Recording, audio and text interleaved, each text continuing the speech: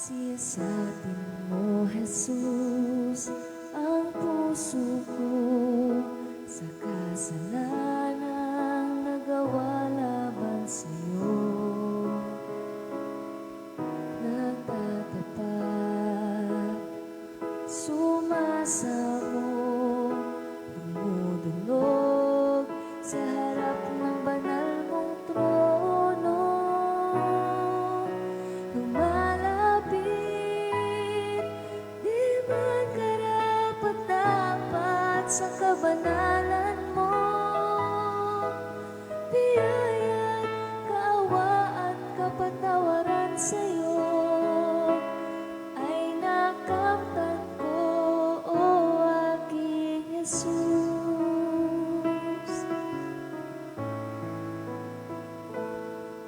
Siyasatin mo, Jesus, ang puso ko sa kasalanang nagawa laban sa'yo. Nagtatapat, sumasamo, dumudulog sa harap ng banal mong trono. Lumalapit, di man karapat-dapat sa kabanalan mo. Biyaya't kaawaan, kapatawaran sa'yo ay nakamtan ko, o aking Jesus. Lumalapit, di man karapat-dapat sa kabanalan mo. Biyaya't kaawaan, kapatawaran sa'yo ay nakamtan ko, o aking Jesus.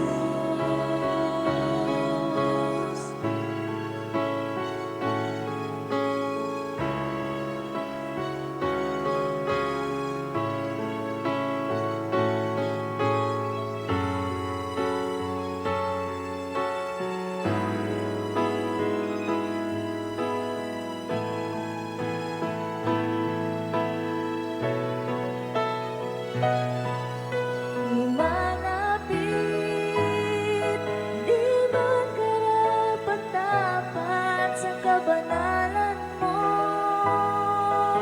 Biyaya't kaawaan, kapatawaran sa'yo ay nakamtan ko, o aking Jesus.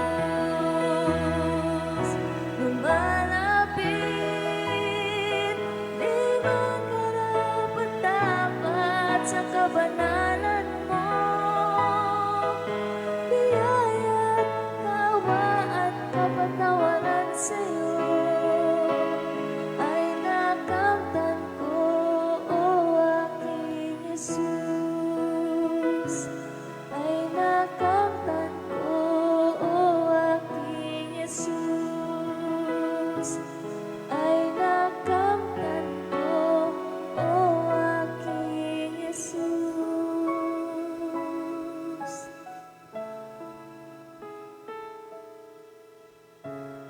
Dakila ang Diyos, tunay nga po siya'y karapat-dapat purihin at pasalamatan. Hindi po mapapagod dapat ang ating mga labi upang laging ibalik sa Diyos ang kapurihan, lagi siyang pasalamatan at purihin sa ating mga buhay dahil walang ibang Diyos na katulad niya. Sa gabing ito, minsan pa, atin pong pagbubulay-bulayan ay isa sa mga pangako ng Diyos na patuloy na kailangan po ng bawat isa sa atin. Sa gabing ito, basahin po natin ang teksto ng ating pong pag-aaralan sa aklat po ng John chapter 10 verse 28. Ang sabi po doon, I give them eternal life and they shall never perish. No one will snatch them out of my hand. Katagalog po, binibigyan ko sila ng buhay na walang hanggan at kailanmay di sila mapapahamak, di sila maaagaw sa akin ninuman. Napakasarap po ng pangako ng Panginoon. So tayo pong lahat ay yumuko at tayo po ay manalangin upang patuloy tayong humingi ng gabay sa Panginoon. Dahil naniniwala po ko, walang kabuluhan ang pagtitipon, walang kabuluhan ang ginagawa natin kung wala ang presensya ng Diyos, wala ang pagsama ng Diyos. Lagi ang tagumpay, lagi ang blessing, lagi ang mabuting bagay, lagi nating i-desire na samahan tayo ng Panginoon. Kasi walang kabuluhan ng mundo, walang kabuluhan lahat kapag wala ang Diyos sa buhay natin. Lagi po nating i-desire yun. Kung paanong lagi kong pinapakiusap sa Diyos, lagi mo po kaming samahan. Dahil tunay nga ito ay gawain mo na pinagkatiwala mo po sa amin. Tayong lahat ay yumuko, tayo po ay manalangin at tingin po natin ang pagsama ng Diyos. Yes, Lord, kailangan namin ng pagsama mo. Dahil walang kabuluhan ang lahat ng bagay kung wala ka, Panginoon. Kailangan namin, Panginoon, ang pahid at ang karunungan na galing sa Espiritu Santo. Ang presensya mo, Panginoon. Magkakahiwalay kami sa pisikal, pero nagtitiwala kami. Yung Diyos na aming pinag-uusapan, yung Diyos na aming pinaglilingkuran, yung Diyos na aming tinatawagan, hindi nalilimitahan, Panginoon. Ikaw ay nasa lahat ng dako. Kaya Lord, mga kapatid ko na nasa kanilang mga tahanan, kung nasaan man sila sa oras na ito at nakikinig at makikinig na yung mga salita, abutin mo sila sa tunay nilang kalagayan. Gamitin mo lamang ang labi ng lingkod mo, pero ikaw ang kanilang maranasan, yung presensya mo ang kanilang maramdaman, at yung yakap ng Diyos na mapagmahal, yung yakap ng tatay namin sa langit, ang aming maranasan habang kami nakikinig na yung mga salita. Katulad ng yung pangako, Panginoon, na kung kami, Panginoon, 2 o 3 ang mag-usap o magkatipon, dahil sa yung pangalan, narito ka sa aming kalagitnaan, Panginoon.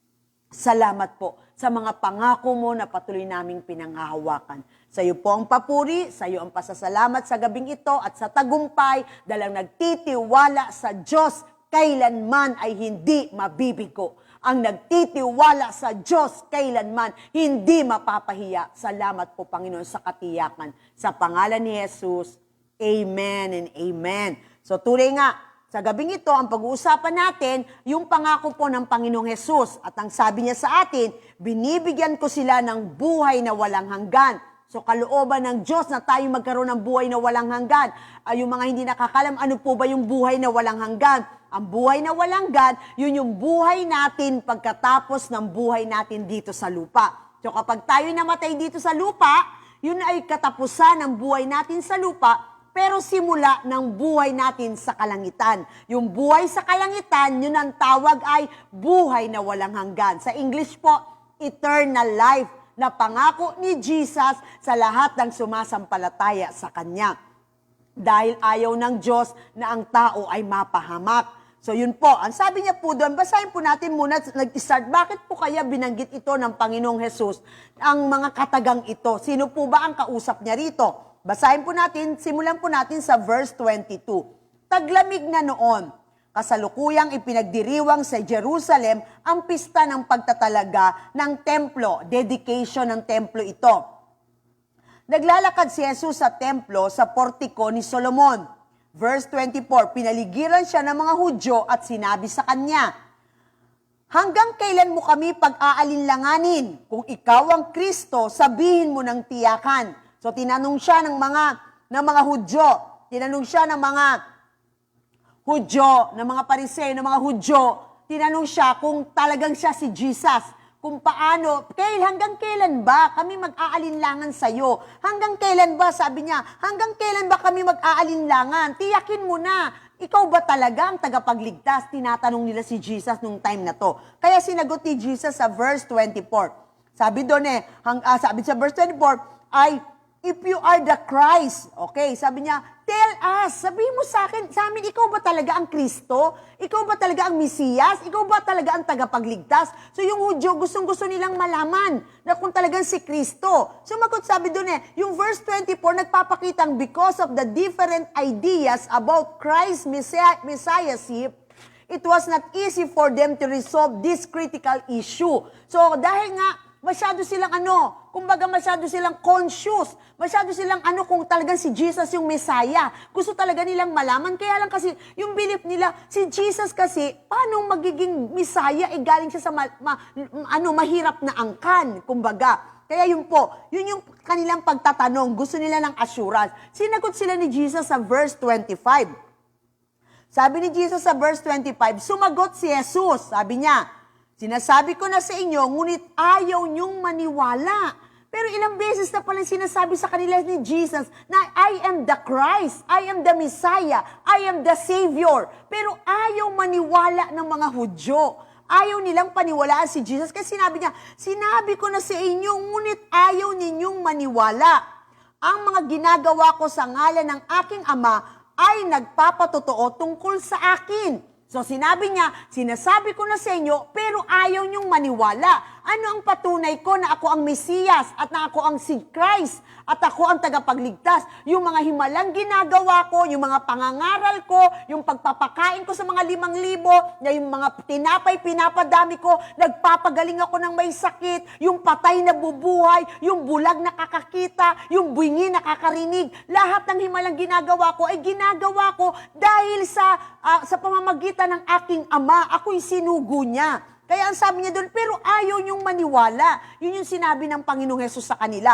Ano pang sinabi? Sa verse 26, at ang sabi, ngunit ayaw niyong maniwala sapagkat hindi kayo kabilang sa aking mga tupa. Kaya sabi niya, ayaw niyong maniwala kasi sa aking mga sinasabi, sa aking mga patotoo, sa aking mga ginagawa, kasi hindi kayo kabilang sa aking mga tupa. Anong gusto ipakita dito sa atin? Kasi sabi po doon sa John 20:30-31, ba't niya pinapatunayan na siya ang Mesiyas, siya si Christ, siya ang Savior, si Jesus, tagapagligtas ng tao. Bakit? Kasi sinabi niya sa John 20:30-31, marami pang kababalagang ginawa si Jesus na nasaksihan ng mga alagad, ngunit hindi natatala sa aklat na ito. Sabi doon, ang mga natala dito ay isinulat upang sumampalataya kayong si Jesus ang Mesiyas, ang anak ng Diyos, at sa gayon magkakaroon kayo ng buhay sa pamamagitan niya. So sinabi niya sa John 20:30-31, marami pa akong ginawang himala. Marami pang ginawa daw himala si Jesus. Marami pa siyang ginawa na pinagawa sa kanya ng Ama na magpapatotoo na siya ang Mesiyas, na siya si Kristo, na siya ang tagapagligtas. Pero sabi doon, yung iba hindi na naitala sa dami ng kanyang ginawa. Pero yung mga naitala dito is enough para patunayan na si Jesus talaga ang tagapagligtas. Uulitin ko sa mga bawat nanonood, hindi po namin babaguhin ang relihiyon nyo. Manatili po kayo dyan. Ang pinapangaral po namin, gusto namin ipakita rito kung paano naiingatan ang mga tao, ang mga nagtitiwala sa Diyos. Walang sino mang makakaagaw sa inyo, sa aking mga kamay. Kaya pinapatunayan lang dito muna na si Jesus ang tagapagligtas. Ano man ang relihiyon mo, pag naniniwala ka sa mga gawa ni Jesus, naniniwala ka na siya'y sinugo ng Ama, naniniwala ka na siya'y anak ng Diyos, naniniwala siya na siya'y tagapagligtas, kapatid, ang pangakong ito'y pwede mong angkinin. Anong pangako yan? Bibigyan ko kayo ng buhay na walang hanggan, sabi niya, at kailanman hindi kayo mapapahamak at walang makakaagaw sa akin ninuman, walang makakaagaw sa inyo sa akin ninuman. So kung kay Jesus nananampalataya ka at naniniwala kang siya'y tagapagligtas, siya'y anak ng Diyos, siya'y sinugo ng Diyos, kahit ano ang relihiyon mo, kapatid, ang pangakong ito'y pwede mong angkinin sa iyong buhay. At ang sabi niya, yung naitala lang dito, enough na para patunayang siya ang Kristo, siya si Jesus, siya ang tagapagligtas, siya'y sinugo ng Diyos. Hindi na itinala yung marami pa. Kung tutuusin, napakarami pa niyang ginawa. Tuloy po natin. At ano pang sinabi niya sa verse 26? Sabi niya, ngunit ayaw niyong maniwala sapagkat hindi kayo kabilang sa aking mga tupa. Bakit po sinabi ni Jesus Christ yun? Sapagkat sa verse 26, sabi doon, yung hindi kayo naniniwala sa akin, sa aking mga gawa, sa aking mga salita, sa aking mga patotoo, sa aking mga himala, kasi hindi ko kayo tupa. Bakit? Pinag-aralan natin ng tupa. Ang sabi doon, you are not my sheep. You do not belong to my sheep. Sabi niya, their failure to believe arose from what they were. So yung kanilang hindi paniniwala kay Jesus, nagpapatunay na hindi sila tupa ng Diyos. Bakit? Kasi ang tupa ng Diyos naniniwala ay, kilala ko ang aking mga tupa. Kilala ng tupa ko ang tinig ko. Naniniwala, sumusunod sa akin ang mga tupa. Kaya yung hindi paniniwala ng mga Hudyo, nagpapatunay na hindi sila tupa ng Diyos. So yun kapatid, ang gusto ipakita sa atin ng Panginoon, na ang sino mang, anyone who hear my voice and I know them, they are my sheep. Kaya kapatid, kung nakikinig ka ng salita ng Diyos at naniniwala ka sa salita ng Diyos, naniniwala ka sa mga himalang ginawa ni Kristo, naniniwala kang sinugo siya ng Diyos Ama, naniniwala ka sa mga salitang pinapangaral niya, kapatid, ikaw ay kabilang sa tupa ng Diyos. At ang sabi sa pinag-aralan natin, isang araw haharap ang lahat ng tao sa Diyos. Ihihiwalay niya ang tupa at ang kambing. At kung ikay naniniwala sa salita ng Diyos, nakikinig sa kanyang salita, kilala ka ng Diyos, ikaw ay tupa ng Diyos. Ang sabi ng Diyos, bibigyan kanya ng buhay na walang hanggan. Hallelujah! At ang sabi doon, verse 27, ituloy natin. Nakikinig sa akin ang aking mga tupa. Kapatid, isang palatandaan na ikaw ay tupa ng Diyos. Hindi ka kambing. Kaya kung dumating ang time, humarap tayo sa white throne judgment ang Diyos, malalaman mo kung saan ka mapapabilang, sa tupa o sa kambing. Anong sabi niya, verse 27? Nakikinig sa akin ang aking mga tupa. Kaya kapatid, kung nakikinig ka ng salita ng Diyos, naniniwala ka sa salita ng Diyos, at ang salita ng Diyos dinideklara mo, ang salita ng Diyos ay buhay sa buhay mo, naniniwala ka kay Jesus, sumusunod ka sa Kanya, at sa Kanyang mga himala, at naniniwala kang sinugo siya ng Ama, at siya ang tagapagligtas. Kapatid, ikaw ay tupa ng Diyos, at ang sabi ng Diyos, ang aking mga tupa, ang sabi doon, bibigyan ko ng buhay na walang hanggan ang aking mga tupa. Hindi sila mapapahamak. At ang sabi doon, walang makakaagaw sa akin, sa kanila, sa aking mga kamay. Anong gusto pakatulad sa atin ng Panginoon? Yung protection, yung security ulit. Sabi niya, tuloy natin, nakikinig sa akin ang mga tupa, aking mga tupa, nakikilala ko sila at sumusunod sila sa akin. Kapatid, tatlong palatandaan na ikaw ay tupa ng Diyos. Kahit ano relihiyon mo, basta naniniwala ka kay Kristo na si Jesus Christ ay tagapagligtas, namatay sa krus ng Kalbaryo para sa kasalanan mo at kasalanan ko, binayaran niya ang kasalanan ng sanlibutan dahil walang taong matuwid, lahat tayo nagkasala. Sabi niya, bibigyan kita ng buhay na walang hanggan, kasiguraduhan, hindi ka taluga lupa, may bahay ka sa langit, may eternal life ka. Pangalawa, hindi ka mapapahamak. Pangatlo, walang makakaagaw sa'yo sa aking mga kamay.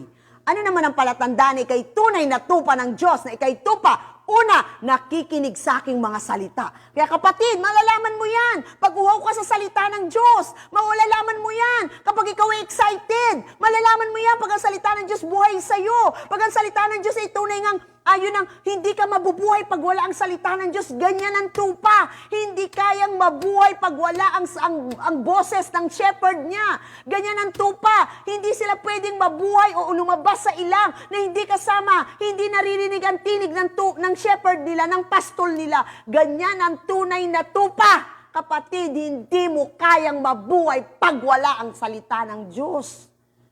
Kaya ang salita ng Diyos hindi pinagsasawaan. Ang salita ng Diyos tulad ng pagkain, araw-araw kailangan natin. Nagbibigay ka ng oras sa pakikinig. Nagbibigay ka ng puso sa pakikinig. Yan ang tunay na tupa ng Diyos. Hindi na tinutulak, hindi inagalaanan mo ng oras. Kahit pagod, kahit may ginagawa, kailangan makikinig ako ng salita ng Diyos. Kapatid, nagpapatunay na tupa ka ng Diyos. Pangalawa, anong sabi doon? Kilala ko sila. Kilala tayo ng Diyos. Kaya kapatid, huwag kang mag-alala, hindi ka man kilala ng mga taong nakapaligid sa'yo. Hindi man alam ng tao na nakapaligid sa'yo yung pinagdadaanan. Kasi hindi naman lahat pwedeng sabihin sa tao Pwede mo ba sabihin lahat sa tao? Minsan hindi pwede, may mga bagay kang nararanasan. Alam ba, may problema ka sa asawa, may problema ka sa anak, may problema ka sa anumang bagay, na hindi naman lahat pwede. Bawat ba taong makakasalamuha mo, iiyakan mo. Bawat ba lahat ng tao, ngayon nga, mahirap magtiwala. Pipiliin mo. Pero sabi nun, kilala niya ang kanyang mga tupa, kaya kilala tayo ng Diyos. Alam niya kahinaan natin, alam niya limitasyon natin, alam niya hangganan natin, alam niya kung ang kaya natin o hindi, alam niya kung susuko na tayo, alam niya kung bibigay ka na, alam niya kung ikaw ay hindi na makatulog, alam niya pag namumroblema ka na. Kilala ko ang aking mga tupa. At ang pangatlo, sumusunod sa akin. Kapatid, isang nagpapatunay, hindi lang tayo hearer, doer of the word tayo. Hindi lang nakikinig, sabi ng Biblia, maraming nakikinig, pero nagkakatalo sa pagtupad nito. So, hindi lang tayo hearer ng boses ng ating pastor, doer din daw po tayo. Tuloy po natin. Ano pang sabi? Una po yan ha, isa pa lang po yan. Basahin natin. Verse 28, binibigyan ko sila ng buhay na walang hanggan at kailanmay di sila mapapahamak at hindi sila maaagaw sa akin ninuman. Kapatid, anumang bagay, sino man, o anumang kahirapan, problema, kamatayan, kasalanan, anuman ang ginagawa ng kaaway para agawin ka sa kamay ni Jesus, walang makakaagaw, sabi ng Panginoon, secure ka. Secure ka sa kamay ng Diyos. Siguraduhin mo lang tupa ka, dahil pag tupa ka, hindi ka mapapahamak. Ang sinasabi dito, hindi mapapahamak, i-clear po natin. Ang sabi dito, ang sabi po, tuloy po natin, and they follow, di ba? Eternal life, Christ's gift to mankind. Sabi doon, kasi sabi niya sa yung eternal life na binibigay sa atin ng Panginoon, bibigyan ko sila ng buhay na walang hanggan. Yan yung gift. Kapatid, regalo ang buhay na walang hanggan. Regalo ang pagtira sa langit. Regalo ang pagsama natin sa Panginoon sa kanyang presensya. Hindi po yan pinaghihirapan. Hindi yan. Yan ay regalo ng Diyos. Ano lang kailangan mong gawin? Manampalataya kang si Jesus ay namatay dahil sa ating mga kasalanan. At siya ang tagapagligtas. Tatanggapin mo ang eternal gift, eternal life na gift ng Diyos sa tao. Ano sabi niya sa John 3:15-17? Basahin natin. Upang ang sumampalataya sa Kanya, kay Jesus, ay magkaroon ng buhay na walang hanggan. Sabi daw, ang sino mang sumampalataya kay Jesus ay magkakaroon ng buhay na walang hanggan. Verse 16, gayon na lang ang pag-ibig ng Diyos sa sanlibutan, ibinigay niya si Jesus upang ang sino mang sumampalataya ay huwag mapahamak. Ano yung kapahamakan? Impyerno po. Pag wala kang relasyon kay Jesus, kundi magkaroon ng buhay na walang hanggan. Inulit-uli. Verse 17, sapagkat sinugo ng Diyos ang kanyang anak, na si Jesus, hindi upang hatulan ang sanlibutan o hindi upang hatulang maparusahan ang sanlibutan, kundi upang iligtas ito sa pamamagitan niya. Ang linaw ng verse 17. Sapagkat sinugo ng Diyos ang kanyang anak na si Jesus, bakit? Hindi upang hatulang maparusahan ang tao. Lahat tayo makasalanan, lahat tayo karapat-dapat sa parusa, lahat tayo walang worthy, walang matuwid sa harapan ng Diyos. Hindi, para wag mahatulang maparusahan. Ba't niya sinugo? Kundi upang iligtas ang mga tao, ang sanlibutan sa pamamagitan niya. Ang linaw-linaw. Ano man ang relihiyon mo, manatili ka dyan. Pero si Jesus, sinugo ng Ama, hindi para hatulan at maparusahan ng sanlibutan, kundi upang iligtas sa pamamagitan niya. Kaya kapatid, ang sabi doon, hindi mapapahamak, never perish. The Greek construction here is a strong denial that the ship will ever perish. But hindi ito nagpapatunay na hindi ka mapapahamak. Ibig sabihin, walang problema, hindi po yun. Walang pagsubok, hindi po yun. Walang pagdadaanan, walang pangangailangan, walang sakit at karamdaman, hindi po yun. Ang gusto ipakita nito na will never perish, ano yun? The ship's security is in the power of the shepherd who will let no one take them from him. Ang security ng tupa nasa kamay ng pastol. Kaya kapatid, kahit ano pinagdadaanan mo, pag ikaw ay tupa ni Jesus, hindi magtatagumpay sa iyo yan. Hindi ka ibabagsak niyan. Hindi ka matatalo niyan. Magtatagumpay ka.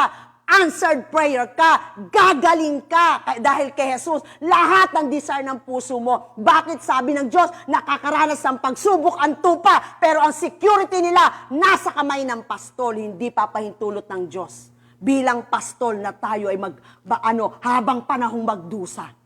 Tingnan natin, para ipakita niya na kaya tayong ingatan. Ito pa, verse 29. Basahin natin. Sabi sa verse 29.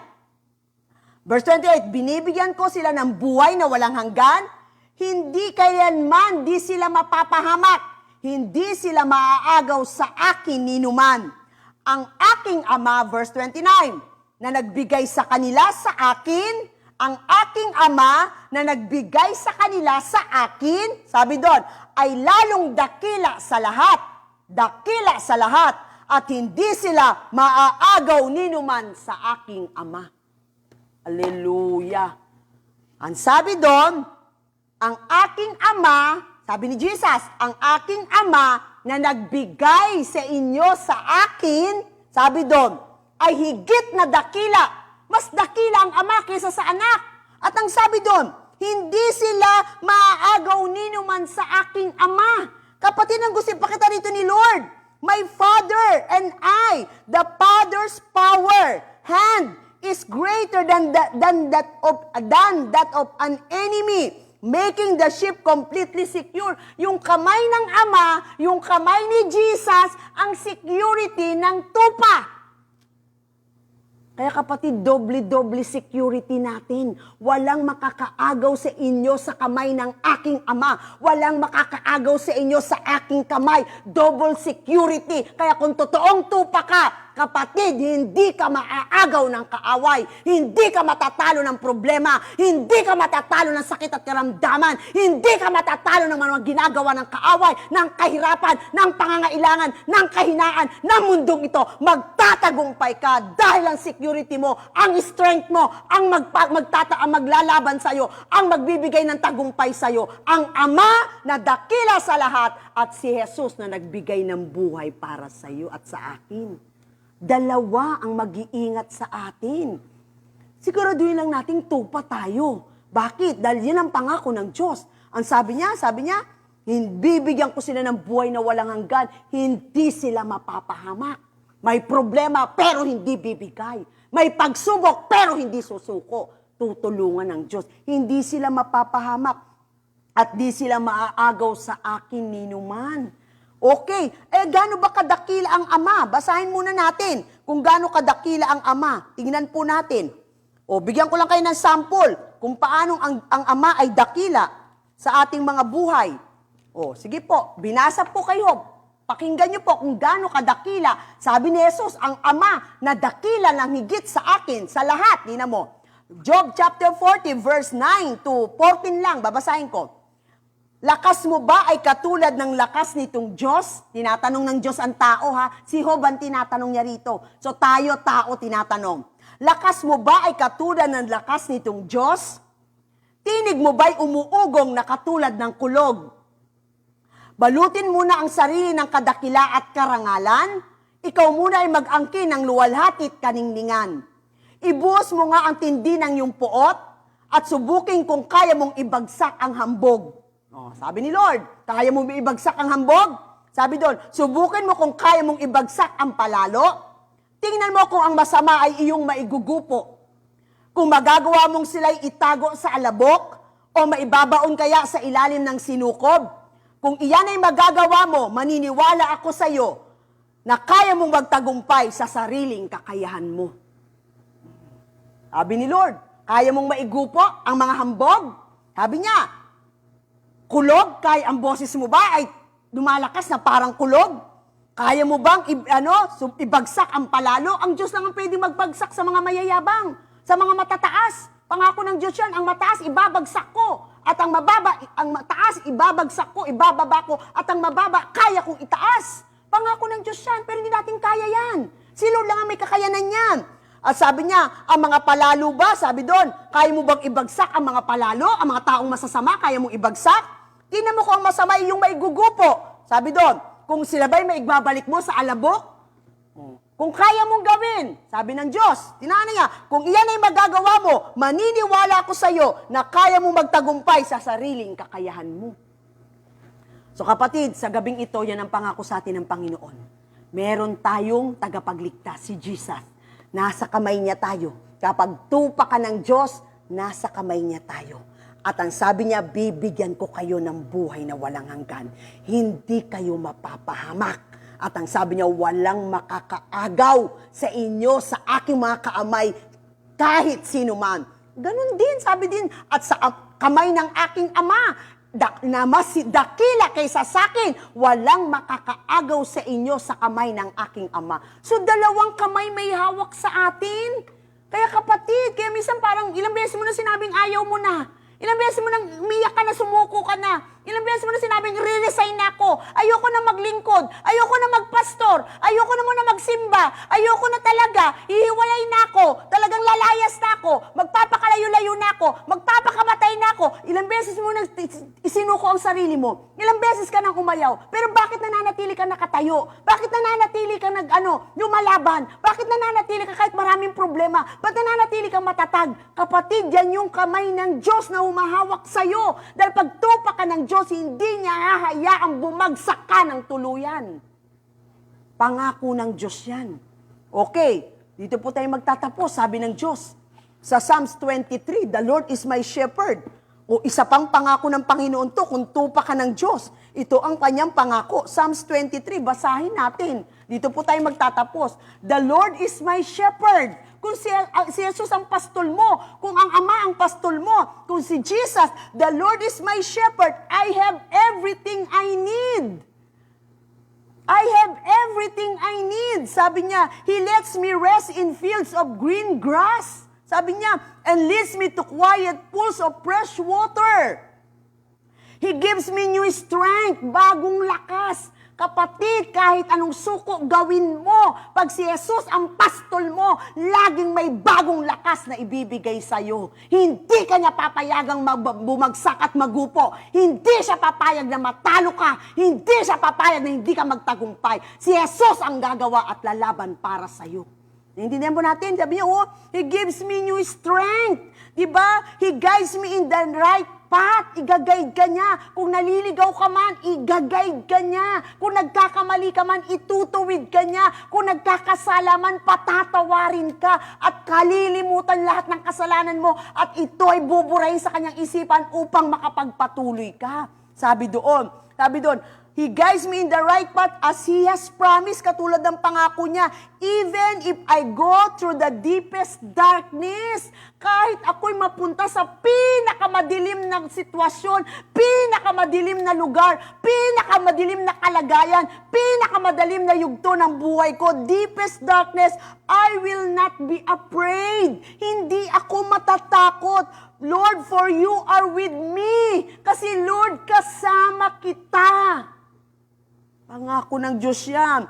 Your shepherd's rod and staff protect me. Yung rod ng pastol, yung staff ng pastol nag-iingat sa akin. Verse 5, you prepare a banquet for me where all my enemies can see me. Magpe-prepare ang Diyos sa iyo ng dulang, ng handaan na nakikita ng mga kaaway mo. At you welcome me as an honored guest and fill my cup to the brim. Anong ibig sabihin nito? Ipakikita ng Diyos sa mga kaaway mo na kaya kang itaas ng Diyos. Ipakikita ng Diyos sa mga taong umaapi sa iyo na kaya kang pagpalain ng Diyos. Ipakikita ng Diyos sa mga taong nang uuyam sa iyo, nagre-reject sa iyo, mababa ang tingin sa iyo. Lahat ng taong umaaway sa iyo, ipakikita ng Diyos na kaya kanyang pagpalain, kaya kanyang itaas, kaya niyang gawin, ilagay sa pedestal. Sabi niya doon, paghahanda mo ko ng dulang sa harapan ng aking mga kaaway at ako'y gagawin mong pinaka-guest of honor para ipakita ibig sabihin nun, ipapakita ng Diyos sa mga tao, sa mga kaaway mo na ang Diyos ang kasama mo. Amen. At ang sabi doon, I know, verse 6, I know that your goodness and love will with me. Yung pag-ibig at kabutihan ng Diyos ay nasa akin, with me all my life. Diba? And your house will be my home as long as I live. Yung goodness and love ni Lord nasa akin habang ako'y nabubuhay at ako'y titira sa iyong tahanan magpakailanman.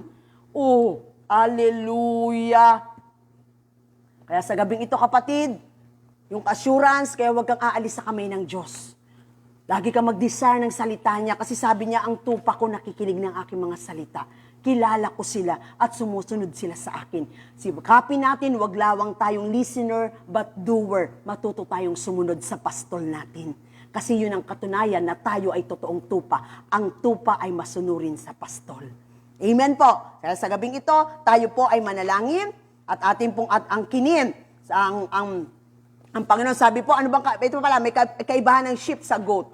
Sheep accept Jesus as their Savior. Goats reject Jesus. Doon mo mapapatunayan kung tupa ka. Sheep accept Jesus as their Savior. Goats reject Jesus. Sheep knows his shepherd's voice and listen. Ang tupa alam ang tinig ng kanyang pastol at nakikinig. Goats not know his master's voice and does not listen. Matigas ang ulo ng kambing. Okay, ang sheep, repentant heart. Ang sheep daw may pusong repentant. Pag nagkamali, marunong magsisi. Pag nagkamali, humihingi ng tawad sa Diyos. Repentant heart. Ang goat, unrepentant sinners. Okay, a sheep is led by its shepherd. Ang sheep, pinapangunahan ng pastol. Pero a goat friend is led by his goat. Pero ang kambing daw, sumusunod sa kanya yung nagbabantay sa kanya. Kasi ang kambing, kung saan pumupunta. Pero ang sheep, sumusunod sa kanyang tupa, ay sa kanyang pastol. Magandang gabi po, tayo po ay manalangin. Pasalamatan natin ang Diyos sa buhay na walang hanggan, na pinagkaloob sa atin, at i-desire natin na yung mga mahal natin sa buhay ay magkaroon din ng buhay na walang hanggan. Tayo ay yumuko, tayo po ay pumikit, pasalamatan natin ang Diyos. Panginoon, salamat po. Dahil meron kaming pastol. Security namin, Panginoon, sa gabing ito. Pinatunayan mo sa amin, may pastol kami, hindi kami mangangailangan. Sapagkat lagi kang nandyan para kami abutin, tulungan, anuman po ang aming mga pangangailangan. Sabi mo, Lord, hindi kami mapapahamak. Kung minsan ginagawa ng kaaway ang lahat ng paraan para kami igupo. Ginagawa lahat ng problema at pagsubok. Binibigay lahat ng problema at pagsubok para kami umayaw. Para kami magdamdam sa iyo, mag-doubt kami sa pagmamahal mo. Pero sa gabing ito, minsan pa pinatunayan mo sa amin na tunay nga may pastol kaming nagbabantay. May pastol na nag-iingat sa amin. Kaya patuloy kaming magtiwala sa iyo, Panginoon. May pastol na nangakong bibigyan ko kayo ng buhay na walang hanggan. Hindi kayo mapapahamak. Walang makakaagaw kanino man sa inyo, sa aking mga kamay. At iingatan din kayo ng aking amang mas dakila kaysa sa akin. At walang makakaagaw nino man sa inyo sa kamay ng aking ama. Lord, salamat yung security. Pinakita mo sa amin, Panginoon. Nagkakaroon man kami ng problema. Kung minsan umaayaw, sumusuko. Pero hindi mo kami tutuluyang ipapahintulot at tuluyang mawala sa iyong mga kamay. Kung minsan panupadad kami, Panginoon, na napapagod, umaayaw, Panginoon, pero hindi mo ipapahintulot na kami tuluyang mawala sa iyong mga kamay. Kaya Lord, sa oras na ito, abutin mo po ang mga kapatid ko. Nasa kanilang mga tahanan, binigay ko ang mga pangalan nila, Panginoon, sa mga Las Piñas District Workers para ipanalangin, Panginoon. Pero Lord, hindi po namin mabanggit ang kanilang mga personal na pangangailangan. Lord, sabi mo, kilala mo kami. Kilala mo kami. Kaya Lord, sa oras na ito, iunat mo ang iyong kamay. Abutin mo ang kapatid ko sa oras na ito na nabibigatan at nabibigatang lubha. Sa problema niya, Panginoon, sa pinansyal. Babayaran, mga uupa, pang-upa, Panginoon, mga loans, Father God, mga hulugan, pang-araw-araw na pagkain, mga pangangailangan, Panginoon. Lord, iunat mo ang iyong kamay bilang pastol namin. Ikaw ang patuloy na mag-provide ng pangangailangan. Ikaw na nga kung ang ibon sa parang hindi nagpapagal, pinakakain mo. Mas mahalaga kami sa ibon, Panginoon. Kaya sa oras na ito, dalangin ko, Ama, ikaw ang Diyos na kumatagpo sa pangangailangan ng aking mga kapatid.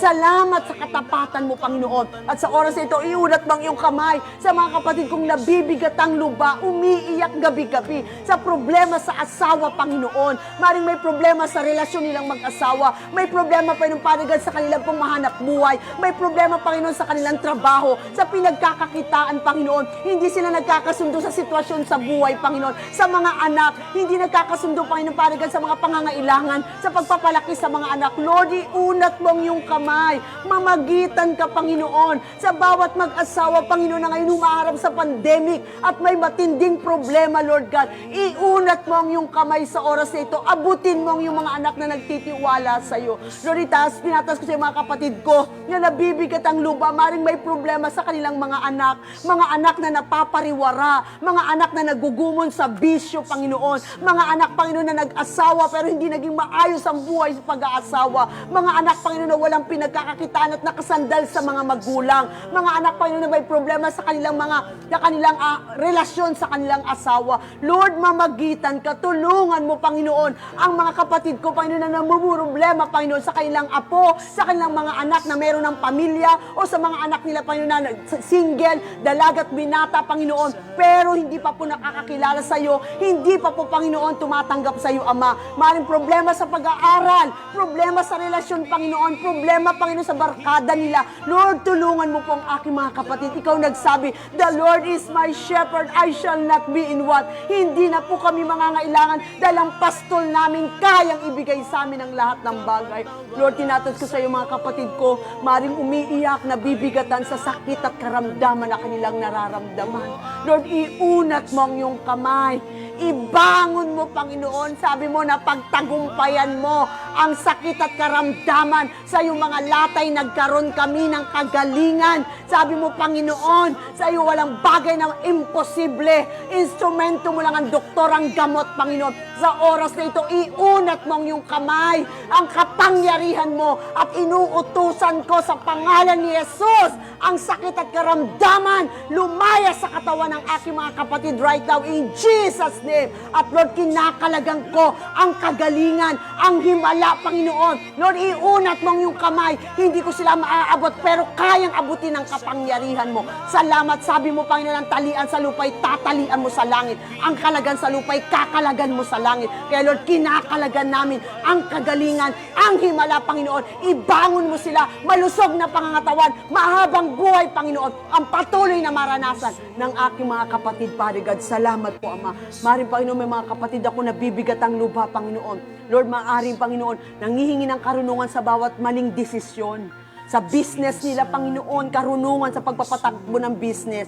Karunungan, Panginoon, Father God, sa kanilang pagtatrabaho. Lord, sa trabaho, problema sa trabaho, maring nawalan ng trabaho, naghahanap ng trabaho, Panginoon, o may problema sa boss, may problema sa trabaho. Lord, salamat, iunat mo po ang iyong kamay sa oras na ito. Lord, salamat, Panginoon. Dalangin din po namin, Lord God, sa oras na ito, yung mga kapatid kong nag-aalala sa kanilang mga mahal sa buhay na nasa abroad, nasa barko, nasa probinsya, nasa mandako ng mundong ito, Lord God. Lord, bigyan mo sila ng kapanatagan na ang aming mga mahal sa buhay na nasa ibang bansa ay kayang ingatan ng iyong mapagpalang kamay. Salamat sa protection mo sa aming mga mahal sa buhay na nasa ibang bansa, nasa probinsya, nasa barko, Lord. Salamat, ikaw ang tunay na nag-iingat sa amin. Lord, salamat po sa oras na ito, may limitasyon ang labi ng lingkod mo. Pero Lord, alam mo ang pangangailangan ng aking mga kapatid. Lord, may kaso, may mga away-away, may mga, Panginoon, may mga transaksyon na hindi po natupad. May mga transaction pa na parang maaaring naipit sila, naloko sila, Panginoon, na-scam, Panginoon. At ngayon nasa gitna sila ng kaso o mga bagay na hinaharap nila, Panginoon. Lord, ipagtanggol mo ang iyong mga anak. Iunat mo ang iyong kamay. Ipagtanggol mo ang iyong mga anak, Panginoon, na patuloy, Panginoon, na inaapi at ginagawa ng hindi maganda ng mga taong nakapaligid sa amin. Lord, salamat po. May limitasyon ng labi ko. Pero naniniwala ko, ikaw nagsabi, kilala mo kami, Lord. Abutin mo ang mga pangangailangan ng kapatid ko, hindi nabanggit ng labi ng lingkod mo. At sa pangalan ni Jesus, sabi mo, anumang bagay na hingin namin sa pangalan ni Jesus ay gagawin mo para maparangalan ng Ama sa pamamagitan ng anak. Inulit mo, anumang bagay na hingin namin sa pangalan ni Jesus, gagawin mo. In Jesus' name, we declare answered prayer. In Jesus' name, we claim healing. We claim provision, Father God. We claim justice, Lord God. In Jesus' name, we claim protection, Lord God. We claim wisdom, Lord God. We claim, Father God, yung miracle, Father God, at provision mo. At Panginoon, we claim, Father God, yung maayos na relasyon at patuloy na pagsama mo, Father God. Sa pangalan ni Jesus, salamat. May pastol kami, Panginoon, na masasandalan na nag-iingat sa amin. Ikaw ang aming pastol. Hindi na kami mangangailangan. Salamat po sa pangakong bibigyan mo kami ng buhay na walang hanggan. Hindi kami mapapahamak. At kami, Panginoon, ay iingatan ng iyong mapagpalang kamay. Sa iyo po ang papulit pa sa salamat sa pangalan ni Jesus. Amen and amen and amen. Magandang gabi po sa inyong lahat. Sa gabing ito, patuloy niyo po natin kausapin yung ating dakilang pastol. Amen? Nasa kamay tayo ng Diyos, hindi tayo mapapahamak. Walang makakaagaw sa atin sa kanyang mga kamay. Amen po. Magandang gabi po. Pagpalain po tayo ng Panginoon.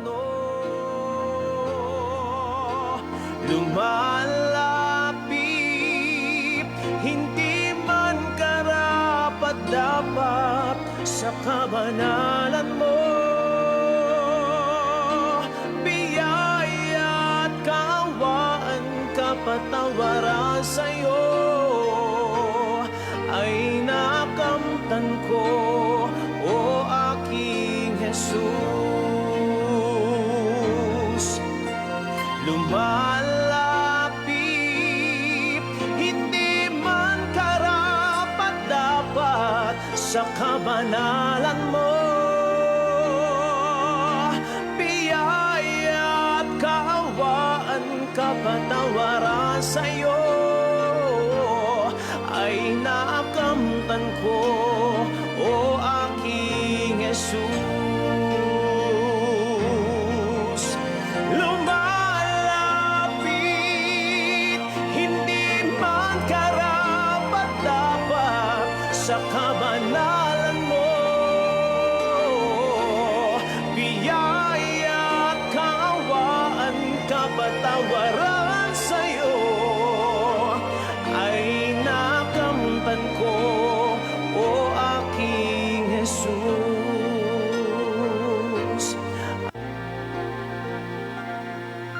Siyasatin mo, Jesus, ang puso ko sa kasalanang nagawa laban sa'yo. Nagtatapat, sumasabog, tumutulog sa harap ng banal mong trono. Lumalapit, hindi man karapat-dapat sa kabanalan mo. Biyaya at kaawaan, kapatawaran sa'yo ay nakamtan ko, o aking Jesus. Lumalapit, hindi man karapat-dapat sa kabanalan mo. Biyaya at kaawaan, kapatawaran sa'yo ay nakamtan ko, o aking Jesus. Lumalapit, hindi man karapat-dapat sa kabanalan mo. Biyaya at kaawaan, kapatawaran sa'yo ay nakamtan ko, o aking Jesus. Ay nakamtan ko, o aking Jesus. Ay nakamtan ko,